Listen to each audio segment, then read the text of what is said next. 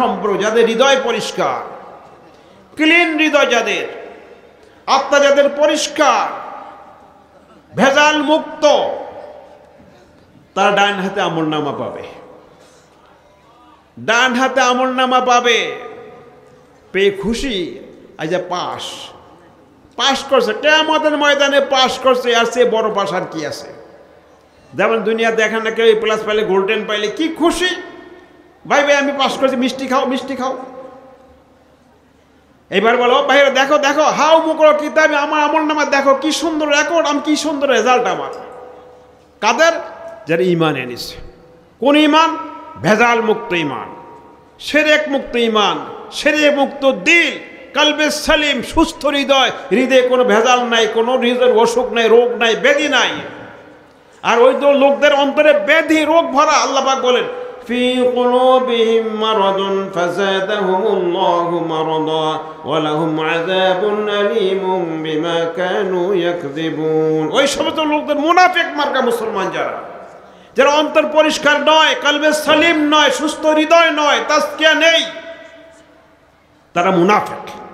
মুখে মুখে ইমানের কথা বলে, ইসলামে দুশ্মন, মুমিনদের দুশ্মন তারা, তাফসীর মাহফিলে দুশ্মন তারা, তারা বাধা দেয় কোরআন তাফসীরে।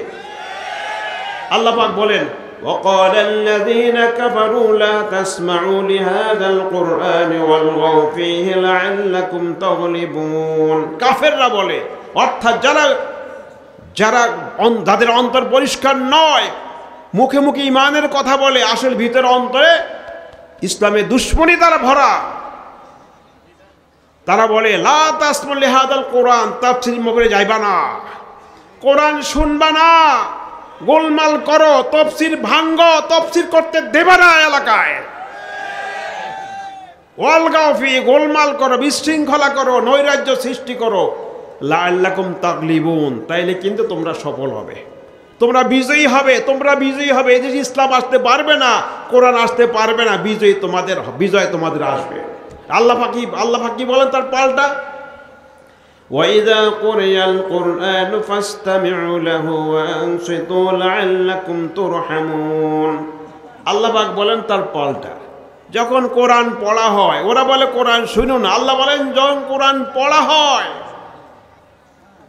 কোরআন মনোযোগ দিয়ে শোনো, কান লাগিয়ে শোনো, দিল লাগিয়ে শোনো। খালি কানে শুনলেন, মনোযোগ দিয়ে, মনকে যোগ করো কানের সাথে, তাইলে কি হবে? আল্লাহ রহম করবেন, দয়া দিবেন, রহম করা হবে। আল্লাহ তাদের প্রতি ইহসান করবেন, দয়া দিবেন, রহম করবেন। তাহলে আপনার কোরআন শোনার পক্ষে না বিপক্ষে? তাহলে কোরআন শুনতে হবে। কিন্তু ওরা বলবে যে কোরআন শোনা যাবে না, তাইলে কিন্তু ওদের দলে শামিল হয়ে যাবে। আল্লাহ বলেন ফি কুলুবিহিম মারাদুন ফাযাদাহুমুল্লাহু মারাদা, ওদের অন্তরে ব্যাধি, কলবে সালিম না, ওরা মুনাফিক। আল্লাহ তাদের ব্যাপারে বলেন وَمِنَ النَّاسِ مَن يَقُولُ آمَنَّا بِاللَّهِ وَبِالْيَوْمِ الْآخِرِ وَمَا هُمْ بِمُؤْمِنِينَ। অনেক লোক আছে বলে আমরা তো ইমানদার মানুষ, আমরা আল্লাহ বিশ্বাস করি, পরকাল বিশ্বাস করি। আল্লাহ তার ইমানকে প্রত্যাখ্যান করে, বলে ওরা ইমানদার নয়, ওরা মুমিন নয়। ধোঁকা দেয় তোমাদেরকে, এই তসবিহ দেখায় আর ইমানের কথা বলে, হজমরা করে ধোঁকা দেয় তোমাদেরকে। ইউখাদিউনাল্লাহ ওয়াল্লাযীনা আমানু ওয়ামা ইয়াখদাউনা ইল্লা আনফুসাহুম ওয়ামা ইয়াশউরুন। ধোঁকা দেয়, আল্লাহকে ধোঁকা দেয়, আবার মুমিনদেরকে ধোঁকা দেয়। আসলে ধোঁকা নিজেরা খায়, বুঝে না। এরা হলো মুনাফিক মার্কা মুসলমান, ইসলামে দুশ্মন, অন্তর ভরা তাদের ইসলামের বিদ্বেষ। ঈমান তাদের কোনো কাজে লাগবে না, আমল কোনো উপকারে আসবে না।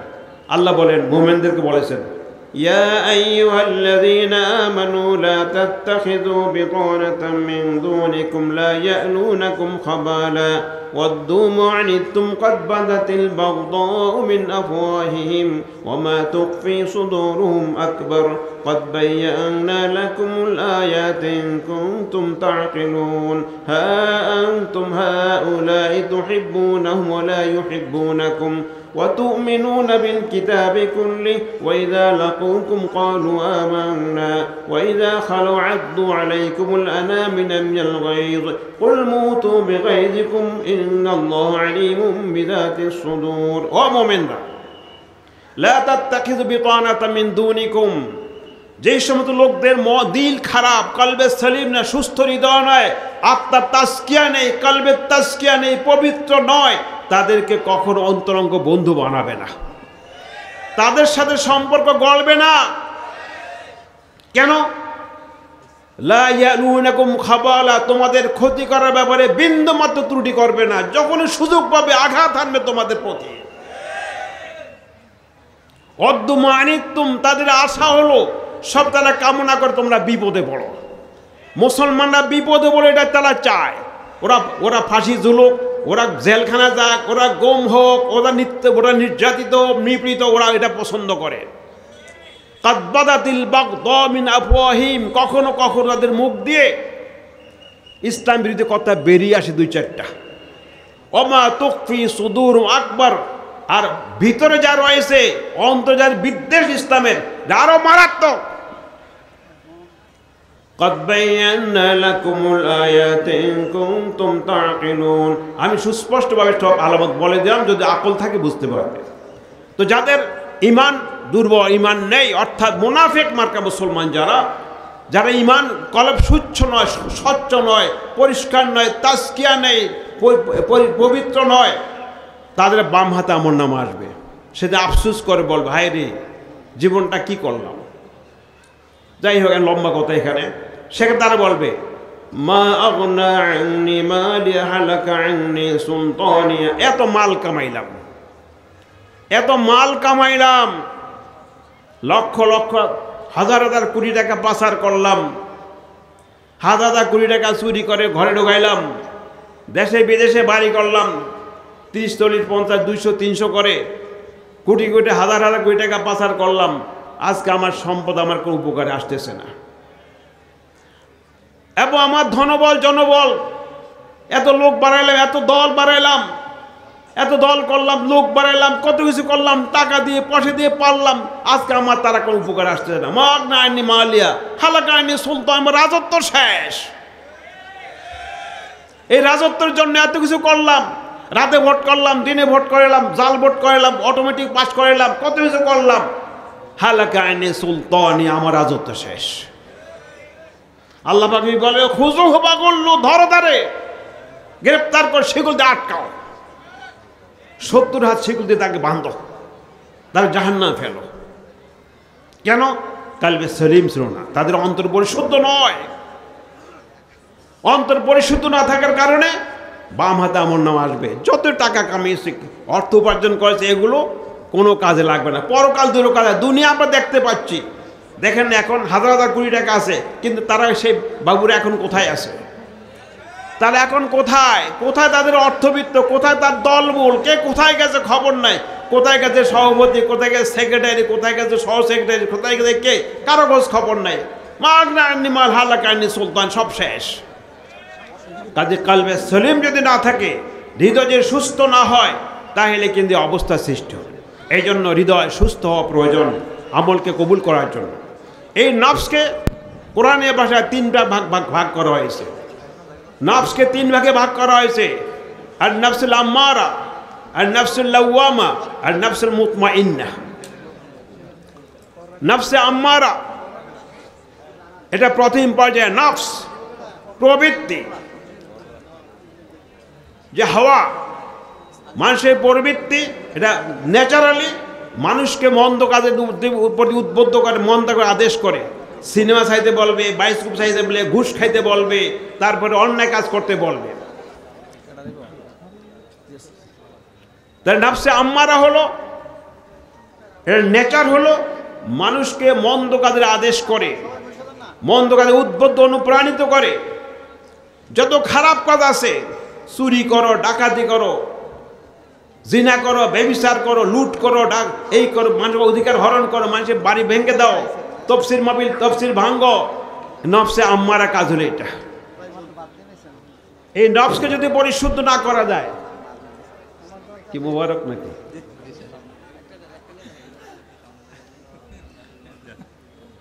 নফসকে যদি পরিশুদ্ধ না করা যায়, নফসে আম্মারা পর্যায়ে থাকবে। যদি নফসে আম্মারা পর্যায়ে থাকে তাহলে তার পরিণতি খুব খারাপ। আমি এজ এ ইমানদার, একজন মুমিন, আমার কর্তব্য হবে আমার সচেতন হওয়া, কর্তব্য হবে সজাগ হওয়া। আমার নফস যেদিকে ধাবিত আমি সেদিকে যাব, এটা কখনো হতে পারে একজন বুদ্ধিমান মুসলমান ব্যক্তির জন্য কখনো কল্যাণ হতে পারে না। এই জন্য ইমানদার সচেতন হতে হবে, হুঁশিয়ার হতে হবে। যেমন ডায়াবেটিস রোগী, একজন ডায়াবেটিস রোগী নফস বলে কি মিষ্টি বেশি করে খাও, হাইপার টেনশন রোগী বলে কি পোলাও বেশি করে খাও, নফস সেটা বলে। এখন নফসের কথা মধ্যে ডায়াবেটিস রোগী মিষ্টি খাওয়া শুরু করে, জীবন বাঁচবে না মরবে? মরবে। কাজে তাকে কন্ট্রোলে আনতে হবে। এখন যদি নফসের কথা শুনে মিষ্টি খাওয়া শুরু করে, ডায়াবেটিস রোগী যদি প্রেশার রোগী যদি পোলাও খাওয়া শুরু করে দেয়, যদি কোলেস্ট্রল রোগী যদি চর্বি খাওয়া শুরু করে দেয়, তাহলে জীবন বিপন্ন। কাজে কন্ট্রোলে আনতে হবে। কাজে ইমানদার ব্যক্তি নফসকে কন্ট্রোলে আনতে হবে, নিয়ন্ত্রণে আনতে হবে। নিয়ন্ত্রণ যদি না আনতে পারেন,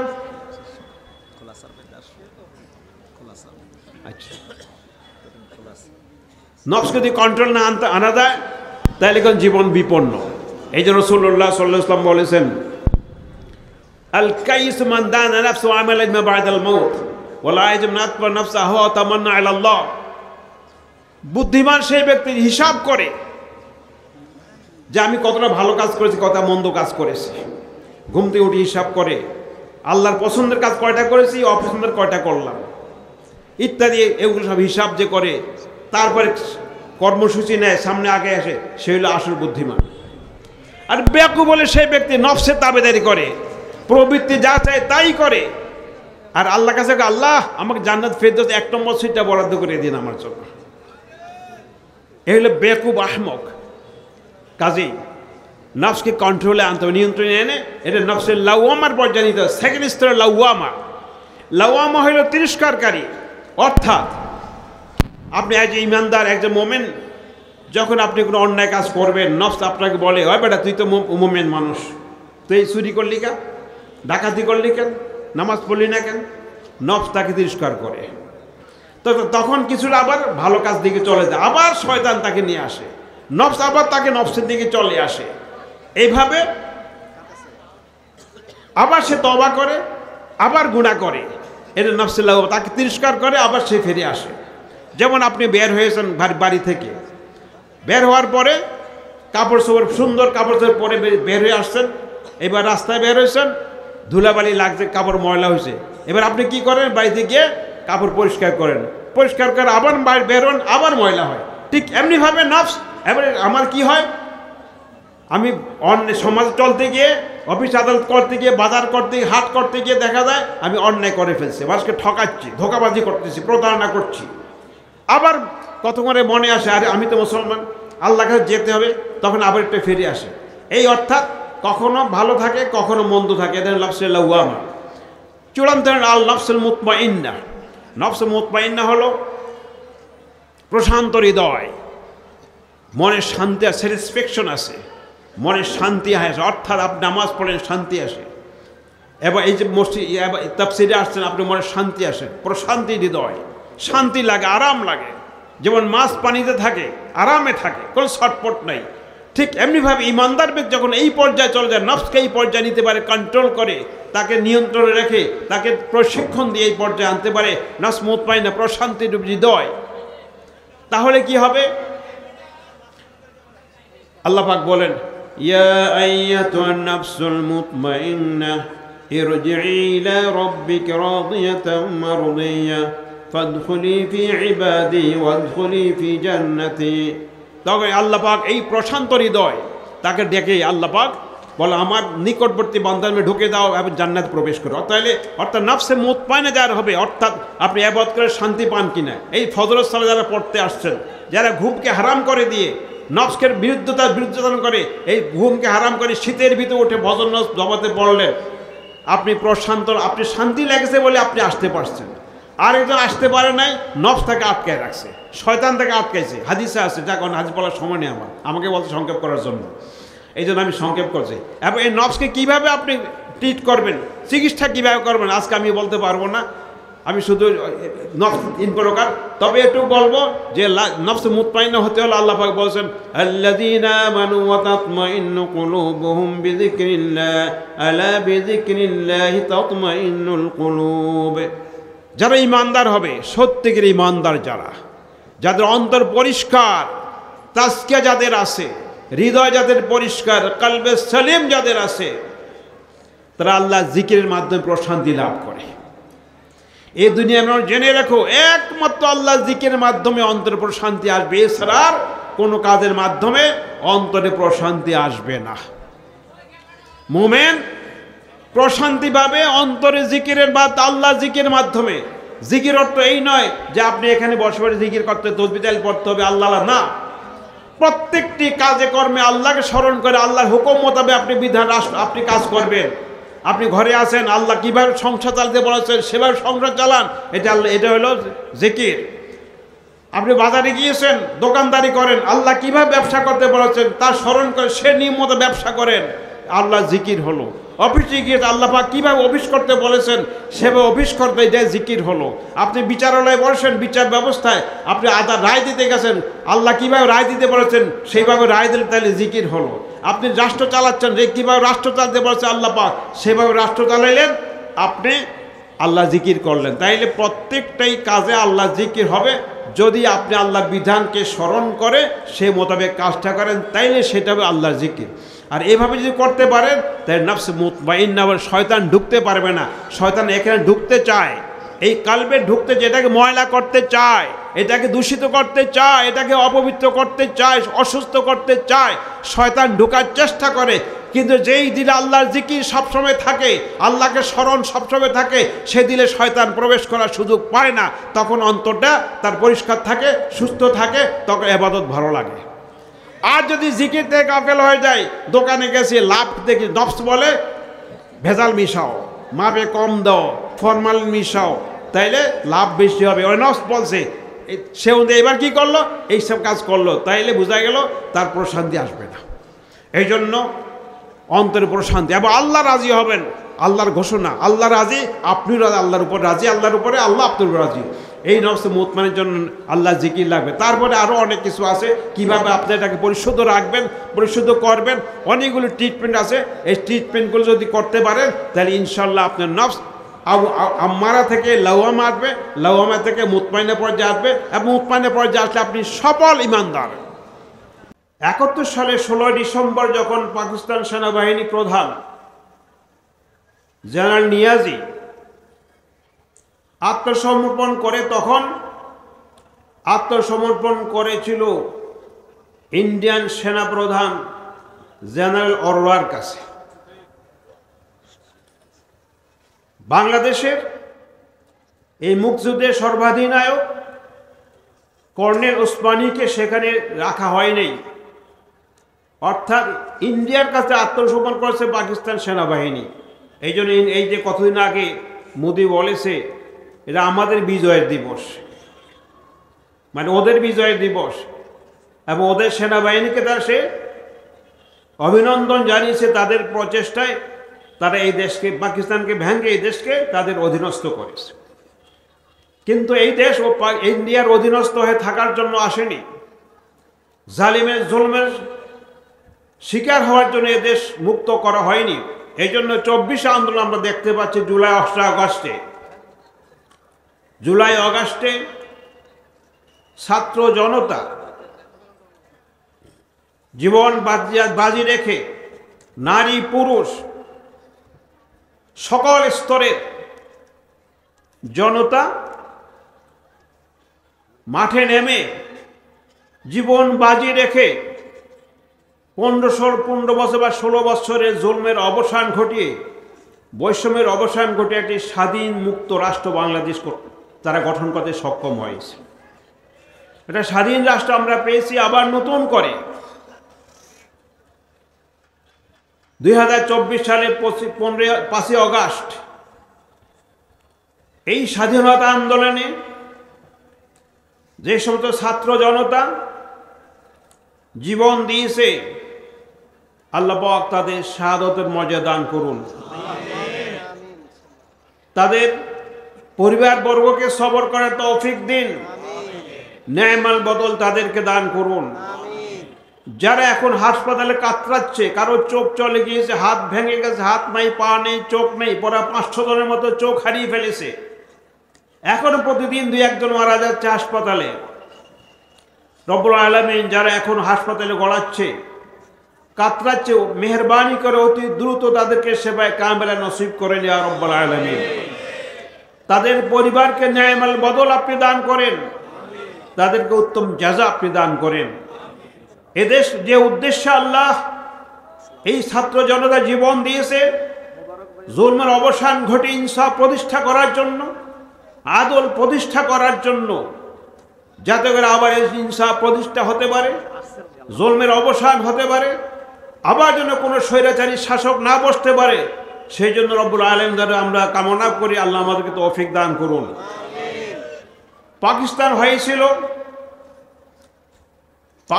হয়েছিল একটা মুক্ত রাষ্ট্র, ইসলামকে প্রতিষ্ঠা করার জন্য, ইসলামের বিধান বাস্তবায়ন করার জন্য। মুসলিম অধ্যুষিত এলাকা মুক্ত হয়েছিল ইসলামকে এদেশের বুকে প্রতিষ্ঠা করার জন্য, কোরআন প্রতিষ্ঠা করার জন্য। পাকিস্তানে 24 বছর তারা তা করেনি, কিন্তু তবু যারা এই কাজটা করতে যাচ্ছিল বা করতেছিল, তাদের প্রতি এত জুলুম, অত্যাচার, নির্যাতন, নিপীড়ন চালায়নি। কিন্তু পরবর্তী পর্যায়ে যখন আমরা আরেকটি দেশের গোলাম হয়ে গেলাম, সেই গোলামিতে এই দেশে কোনো তাফসীর চলে না, এদেশে কোনো ইসলামী কথা বলা যায় না। তাফসীর করতে বসতে বলে কি বলে, ধ্বংসাত্মক কোনো কাজের জন্য ওরা একত্রিত হয়েছে, গোপন পরামর্শ করছে। এই বলে বলে এদেশের অসংখ্য যুবকদেরকে, অসংখ্য ধর্মপরায়ণ মানুষকে ধরে নিয়ে গুম করেছে, কাউকে হত্যা করেছে। আমার এক ছাত্র, MA ক্লাসের ছাত্র, বয়স 22 বছর বেশি হবে না, ছোট, একদিন কোমর বাঁকা করে হাঁটে, এমনি গুজে হাঁটে। আমি গুজে হাঁটে কোনো, যে পুলিশ এখানে বাড়িয়ে তার কোমরটা ভেঙে দিয়েছে। আরেকটা ছাত্র মনির তার নাম, কয়েকদিন জেলে ছিল, কয়েকদিন পরে লাঠি ভর দিয়ে আসছে। কি হয়েছে? ধরে নিয়ে বাথরুমে নিয়ে গুলি করে হাঁটুগুলি নষ্ট ভেঙে দিয়েছে, যার কারণে লাঠি ভর দিয়ে হাঁটে। তারপর আবার তাকে অ্যারেস্ট করছে। তাহলে আর জুলুমের কোন পর্যায়ে গিয়ে পড়ছে তারা? এর অতিরিক্ত জুলুম আর কি হতে পারে? আল্লাহ পাক এই 24-এর আন্দোলনে যারা জীবন দিয়েছে, রব্বুল আলামিন এই জীবন যেন বৃথা না যায়, তাদের জীবনটা যেন বৃথা না যায়। যে লক্ষ্যে, যে উদ্দেশ্য সাধনে দেশের মানুষকে মুক্ত করার জন্য, জুলুমের অবসান করে ইনসাফ প্রতিষ্ঠার জন্য, ইসলামী আইন বাস্তবায়নের জন্য, কোরআন বিধান বাস্তবায়নের জন্য যারা জীবন দিলেন, রব্বুল আলামিন এই দেশটা আপনি সে কোরআনের জন্য আপনি কবুল করে নেন, ইসলামের জন্য কবুল করে নেন। এদেশে মুসলিমরা যেন মাথা উঁচু করে দাঁড়াতে পারে, পৃথিবীর বুকে যাতে তারা স্বাধীন রাষ্ট্র নাগরিক হিসাবে মাথা উঁচু করে মুক্তভাবে চলতে পারে, সেই তৌফিক তাদেরকে নসিব করে ইয়া রব্বুল আলামিন। রব্বুল আলামিন আমাদের সকলকে আপনি কবুল করে নেন। এই মাহফিল যারা আজকে 91 সাল না কথা সে শুরু করেছেন, দীর্ঘকাল থেকে করে আসছেন, এই মাহফিলের সাথে যারা সম্পৃক্ত ছিলেন, অনেকে দুনিয়ায় চলে গিয়েছেন। রব্বুল আলামিন তাদেরকে জান্নাত নসিব করেন, তাদের গুনাহগুলো মাফ করে দেন। এখন যারা কাজ করে যাচ্ছেন মাহফিলকে বাস্তবায়ন করার জন্য, আল্লাহ তাদের সাহস শক্তি আরো বাড়িয়ে দেন, শক্তি সামর্থ্য সব বাড়িয়ে দেন। এলাকার জনগণকে আল্লাহ কোরআনের প্রতি আরো আকর্ষণ সৃষ্টি করে দেন। এই দেশের জনগণকে আল্লাহ, এই এলাকার মানুষকে কোরআনের জন্য স্যাক্রিফাইস করার তৌফিক আপনি দান করেন ইয়া রব্বুল আলামিন। রব্বুল আলামিন এই মাহফিল আবার শুরু হয়েছে, এই বছর থেকে মাঝখান থেকে বন্ধ ছিল। যারা নামধারী মুসলমান আবার তসবিহ নিয়ে ঘুরে, রাতে নাকি 70-80 জায়গায় তাহাজ্জুদ পড়ে, তাদের দ্বারা এদেশে তাফসির বন্ধ হয়েছে। আবার যাতে তাফসির এই বছর শুরু হয়েছে, কিয়ামত পর্যন্ত এই তাফসির মাহফিল যাতে বহাল থাকে, কোন চক্র এসে যেন এই তাফসিরকে বন্ধ করতে না পারে, রব্বুল আলামিন সেই তৌফিক নসিব করি ইয়া রব্বুল আলামিন। দিনী ভাই বোনেরা, আমাকে একটা বিষয়ের উপরে কথা বলার জন্য পরামর্শ দেওয়া হয়েছে, সে তাজকিয়াতুন নফস। আপনারা এই কথা শুনে থাকেন পীরদের কাছ থেকে, সুফিদের কাছ থেকে সাধারণত। আমি খুব বেশি লম্বা করব না, যদি অনেক কথা আছে এই ব্যাপারে, বিশাল বিশাল ভলিউম বই আছে। তাজকিয়াতুন নফসের প্রয়োজন কেন, কিভাবে হবে, নফস কত প্রকার, আমি খুব শর্টে ইনশাল্লাহ শেষ করার চেষ্টা করব। তাজকিয়া বাণী হইল পরিশুদ্ধ করেন, পরিশুদ্ধ করেন, পিউরিফাই করা। নফস মানে আত্মা। ওই যে এক ভাই বলছেন আত্মার মাগফিরাত কামনা করি, এই একটা ভুল প্রচার আমার দেশে আছে, মনে কিছু নেবেন না, আমি ভুলটা সংশোধন করে দিই। কোরআনে কারিমে কোথাও বলেন আল্লাহ তার আত্মার মাগফিরাত দান করেন, যত জায়গায় যত আয়াত আছে সব আয়াতে বলছে আল্লাহ তাকে মাফ করেন। রব্বি ফিরলি ওয়ালি ওয়ালিদাইয়া ওয়ালিল মুমিনিনা ইয়াওমা ইয়াকুমুল হিসাব, রব্বানা ফির লানা ওয়া লিইখওয়ানিনা সাবাকুনা বিল ঈমান। শুধু মাপের কথা বলছে, কিন্তু আমাদের দেশে একটা কোথায় একটা কথা প্রচলিত হলো, ওই রোহের মাগফিরাত চাই, আত্মার মাগফিরাত, বিধি আত্মার মাগফিরাত চাই। এই আত্মার মাগফিরাতটা কথাটা ভুল। তার মাগফিরাত আল্লাহ তাকে মাফ করে দেন, এটা চাইতে হবে। তাইলে আত্মা, নফস হলো আত্মা, নফসের রূহ। কলবকে কখনো কখনো আত্মা বলা হয়। হাওয়া প্রবৃত্তি, প্রত্যেক মানুষের ভিতরে একটা কিছু প্রবৃত্তি চাহিদা থাকে, খায়েশ থাকে, এটাকে নফস বলা হয়। এই নফসের পরিশুদ্ধকরণ প্রয়োজন। যেমন আপনি পানি খাবেন, পানির সাথে পানিটা যদি আপনার জন্য কল্যাণকর করতে হয়, তাহলে পানিটাকে কি করতে হবে, পরিশুদ্ধ পানি লাগবে আপনার। পানি যদি অপরিশুদ্ধ হয়, ময়লা থাকে, এই পানি পান করার পরে আপনার স্বাস্থ্য আরো খারাপ হবে, ভালো তো হবে না, আরো খারাপ হবে। আপনারা পানির টাঙ্কি দেখেছেন, প্রত্যেক বাড়িতে পানির টাঙ্কি থাকে। টাঙ্কিটা পরিষ্কার যদি না থাকে, আপনি যতই পাইপ লাগান, দামি পাইপ লাগান, একটা বিদেশি পাইপ লাগে, ট্যাপ লাগিয়ে দেন, যেহেতু টাঙ্কিতে ময়লা, কি পানি আসবে, ময়লা পানি আসবে। আজ টাঙ্কি পরিষ্কার করেন, তাহলে আপনার যদি প্লাস্টিক পাইপও লাগান, প্লাস্টিক ট্যাপও লাগান, তাহলে আপনি পরিশুদ্ধ পানি পাবেন। ট্যাপ খুললেই পরিশুদ্ধ পানি আসবে। কেন? আপনার টাঙ্কি পরিষ্কার। আত্মা যদি পরিশুদ্ধ না হয়, আত্মা যদি পিউরিফাই না হয়, তাজকিয়া না হয়, ময়লা থেকে মুক্ত না হয়, আপনি যত সুন্দর করে সালাত পড়েন, যত সুন্দর করে তাসবিহ তাহলিল পড়েন, গ্রহণযোগ্য হবে না। কারণ আপনার ময়লা ভিতরে আছে। যেমন টাঙ্কির ময়লা থাকলে যত দামি পাইপ লাগান, ময়লা পানি আসবে, ওই পানি দিয়ে আপনি ব্যবহারযোগ্য নয়, কাজে লাগবে না, পান করতে পারবেন না। ঠিক এমনিভাবে যদি আত্মা পরিশুদ্ধ না হয়, তাহলে আপনার আমল, আমার আমল কোনোটাই পরিশুদ্ধ হবে না। যতই সুন্দরভাবে করি না কেন, ওটা উপকার হবে না, কার্যকর হবে না। আপনারা জমিন চাষ করেন, এলাকায় যেহেতু কৃষি খামারটা আছে, জমিন চাষ করার পরে কৃষক কি করেন, আগে জমিন হাল চাষ দেন, আগাছা পরগাছা উপড়ে ফেলে দেন, পাথর টাথর ইত্যাদি ফেলে দেন, বড় চাকাগুলি ভেঙে মিহিন করে ফেলেন, জমিনটা একবারে ক্লিন করে ফেলেন, তারপর আপনার কাঙ্ক্ষিত মানের বীজ বপন করেন আপনি। তাইলে আশা করা যায় আপনি আপনার কাঙ্ক্ষিত ফলন আপনি পাবেন। আর যদি আগাছা পরগাছা বহাল তবিয়ত থাকে, তারপরে ময়লা আবর্জনা সব ঠিকঠাক মতো থাকে, আপনি যত উন্নত মানের বীজ বপন করেন না কেন, আপনি গাজীপুর থেকে ধান গবেষণা কেন্দ্র থেকে আপনি ধানের বীজ নিয়ে আসলেন, যত উন্নত মানের বীজ হোক না কেন আপনি কাঙ্ক্ষিত মানের ফলন পাবেন না। এই জন্য আগে প্রথম দায়িত্ব হলো আপনি কি করবেন, আগে ওটা পরিষ্কার করেন। আপনি আগে জমিন পরিষ্কার করেন। আমার জমিন হলো আমার নফস, আমার রূহ, আমার কাল। এই জমিন যদি পরিষ্কার না হয়, আমার রূহ যদি পরিষ্কার না হয়, আত্মা যদি পরিষ্কার না হয়, তাইলে আমার আমল গ্রহণযোগ্য হবে না, কবুল হবে না।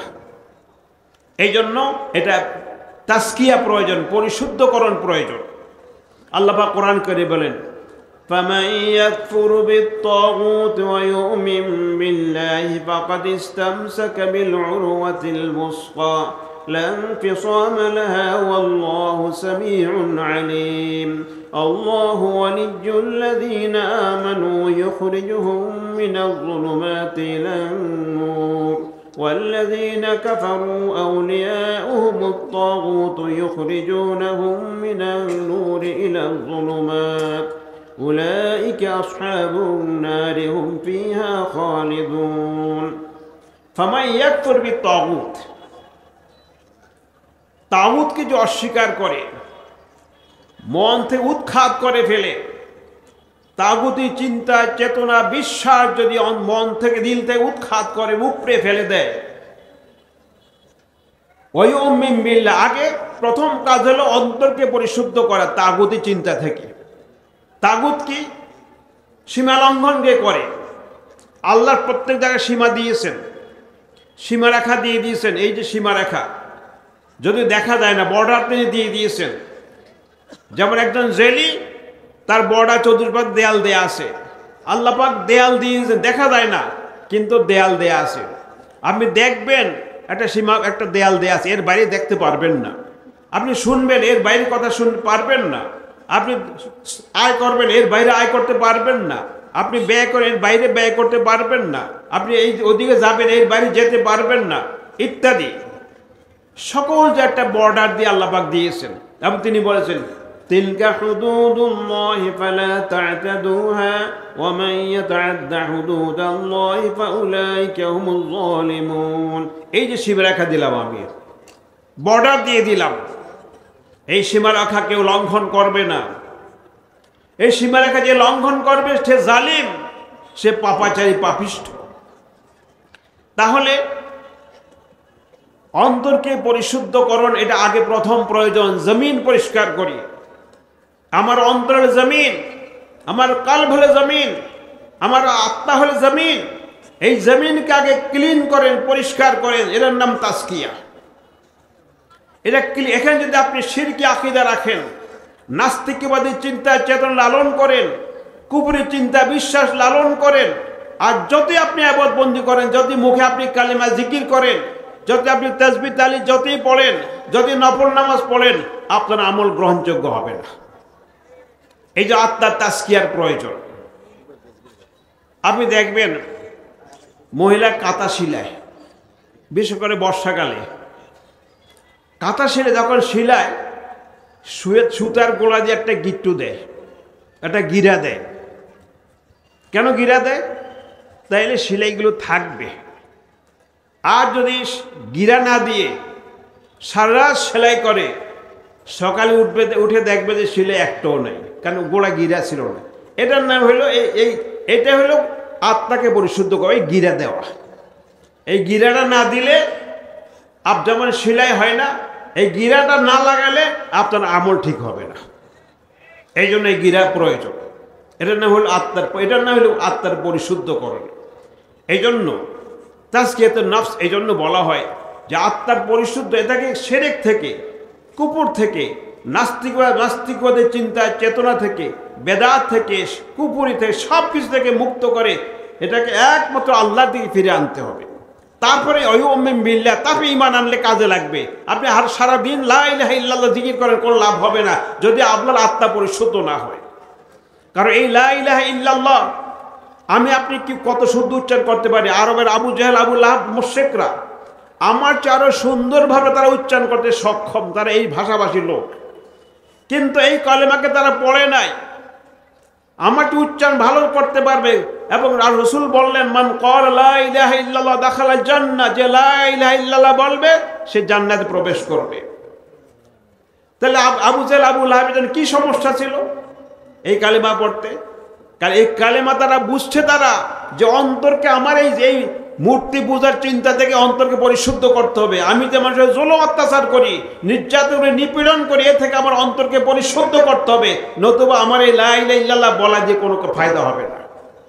এই জন্য আরবের মুশরিকরা লা ইলাহা ইল্লাল্লাহ, রাসূল বললেন আমি তোমাদের একটা কথা বলতেছি, কি কুলু লা ইলাহা ইল্লাল্লাহ তুফলিহু, তোমরা লা ইলাহা ইল্লাল্লাহ বলো, তাহলে তোমার সফলতা লাভ করবে। জীবনের সকল ক্ষেত্রে সফলতা আসবে। জীবনে এমন কোনো সেক্টর নেই যেখানে সফলতা আসবে না। ব্যক্তি জীবন থেকে রাষ্ট্রীয় জীবন, আন্তর্জাতিক জীবন, আপনার মাথা থেকে পা, পা থেকে মাথা, দিন সকাল থেকে সন্ধ্যা, সন্ধ্যা থেকে সকাল, সকল পর্যায়ে আপনার কল্যাণ আসবে, সফলতা আসবে যদি লা ইলাহা ইল্লাল্লাহ পড়ি। তাই লা ইলাহা ইল্লাল্লাহ আরবের মুশরিকরা পড়ল না কেন? যে তারা শিরকি আকীদা লালন করে, এই আকীদা তারা মুছতে পারবে না। এখন আপনি যদি ভিতরে শিরকি আকীদা রাখেন, তাগুতের চিন্তা রাখেন, তাগুত বলা হয় যারা সীমা লঙ্ঘন করে, যেন ফেরাউন তাগুত ছিল, আল্লাহ সীমারেখা লঙ্ঘন করে সীমার বাইরে চলে যায়, তারা তাগুত। যারা আল্লাহ বিরুদ্ধে আইন বাস্তবায়ন করতে চায় তারা তাগুত। মন গড়া আইন দিয়ে রাষ্ট্র চালাতে চায় তারা তাগুত। যে সমস্ত পিসাবেরা নিজেদেরকে গায়েব জানে বলে বিশ্বাস করে তারা তাগুত। যে সমস্ত বিশ্বাস আল্লাহর কোরআন সুন্নাহকে বাদ দিয়ে নিজের তরিকা আবিষ্কার করে তারা তাগুত। এই তাগুতকে যদি বর্জন করতে না পারা যায়, ঈমান কোনো কাজে লাগবে না। এই যে আল্লাহ বলেন, فَمَن يَكْفُرْ بِالطَّاغُوتِ وَيُؤْمِن بِاللَّهِ فَقَدِ اسْتَمْسَكَ بِالْعُرْوَةِ الْوُثْقَى لَا انفِصَامَ لَهَا وَاللَّهُ سَمِيعٌ عَلِيمٌ। فَمَن يَكْفُرْ بِالطَّاغُوتِ, আগে জমিন ক্লিন, আগে তারপর লা ইলাহা ইল্লাল্লাহ।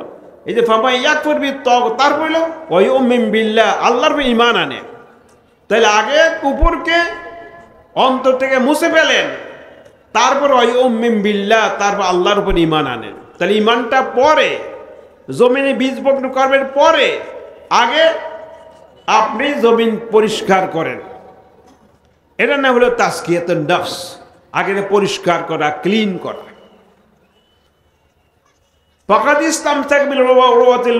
যদি অন্তরকে পরিশুদ্ধ করতে পারে তাগুতি চিন্তা চেতনা থেকে, বিশ্বাস থেকে, যে ইসলাম বিরোধী কাজ কার্যকলাপ করে, ইসলাম বিরোধী চিন্তা লালন করে, যারা শিরকি কথাবার্তা বলে, এই সমস্ত লোকদের কাছ থেকে যতক্ষণ আপনি মুক্ত না হতে পারবেন, লা ইলাহা ইল্লাল্লাহ বলে কোনো লাভ হবে না। এই জন্য আল্লাহ বলেন, ফামান ইয়াকফুর বিত্তাগুত ওয়া ইউমিন বিল্লাহ, আল্লাহর প্রতি ঈমান আনে, তাহলে ফাকাদ ইসতামসাকা বিল উরওয়াতিল ওয়াসকা। তাহলে আল্লাহ পাক কি করলেন? ওই ব্যক্তি আল্লাহ পাকের পক্ষে একটা বড় রশ্মি ধারণ করলেন, মজবুত রশ্মি ধারণ করছে। রশি মজবুত রশি, রশির মতো রশি একটা হলে লাগে, 10 রশি লাগে না, 8 রশি লাগে না, রশি একটাই যথেষ্ট। ফাকাদ ইসতামসাকা বিল উরওয়াতিল ওয়াসকা, একটা মজবুত রশি ধারণ করেছে। লা ইনফিসামা লাহা, এই রশি কখনো ছিঁড়বে না, এই রশি আপনাকে জান্নাতে টেনে নিয়ে যাবে। সুবহানাল্লাহ।